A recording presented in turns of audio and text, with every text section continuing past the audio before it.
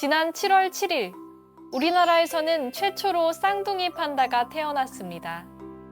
바로 에버랜드에 있는 판다 푸바오의 쌍둥이 동생들인데요. 어느덧 3살이 된 푸바오도 우리나라 최초의 자연임신 판다로 태어날 때부터 전 세계적으로 화제가 된 바 있습니다. 지금도 사육사가 쓴 에세이 아기 판다 푸바오가 베스트셀러에 올라가 있을 정도로 사랑받고 있죠. 그래서 오늘은 푸바오 가족의 인기와 함께 관심받고 있는 판다에 대해 알아보려고 합니다. 판다는 유일하게 중국에서만 서식하는 동물입니다. 주로 중국 쓰촨성을 중심으로 분포해 있는데요. 멸종위기 동물 명단에 올랐을 정도로 개체수가 매우 적습니다. 중국 정부는 판다 보호를 위해 판다 밀렵을 중범죄로 다스리고 번식 연구 등을 활발하게 했습니다. 그런 노력 끝에 2021년에는 판다가 멸종위기종에서 취약종으로 낮춰졌습니다. 큰 희소성을 지닌 판다는 중국의 또 다른 상징이기도 합니다. 그래서 중국은 판다를 임대로만 해외에 보내고 있습니다. 한국을 포함해 중국 외에 있는 판다들은 임대료를 내고 중국에서 빌려온 것입니다. 중국이 외교 선물로 보낸 판다도 마찬가지며 중국 판다에게서 태어난 해외의 판다도 모두 중국으로 돌아가야 합니다. 한국에서 태어난 푸바오가 주목받았던 이유는 판다의 가임기가 매우 짧기 때문입니다.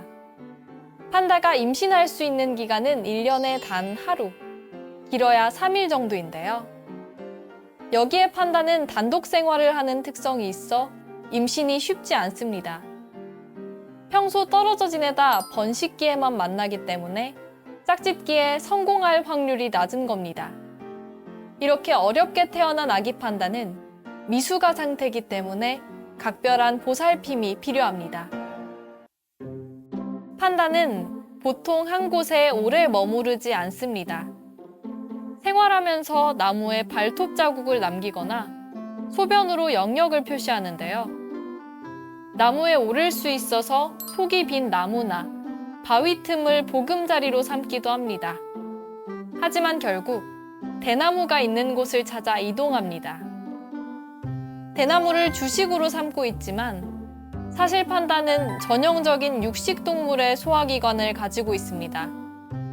진화의 과정을 거치면서 초식동물이 된 것인데요. 전문가들은 유전자에 변이가 생겨 고기의 감칠맛을 느끼지 못하게 된 것으로 보고 있습니다. 또 흔히 귀엽고 온순한 동물로 알려져 있는데 알고 보면 맹수의 특성을 지니고 있습니다. 앞서 말한 대로 지구상 모든 판다는 중국이 소유하고 있기 때문에 일정 기간이 지나면 반환해야 합니다. 최근 푸바오의 사육사가 방송에서 푸바오와의 이별에 대해 언급하기도 했는데요. 이 소식을 듣고 곧 떠날 푸바오를 보러 오는 방문객들이 늘었다고 합니다. 큰 기쁨과 놀라움을 선사한 푸바오. 한국에 있는 동안 방문객들과 함께한 행복한 기억을 갖고 떠날 수 있길 바랍니다.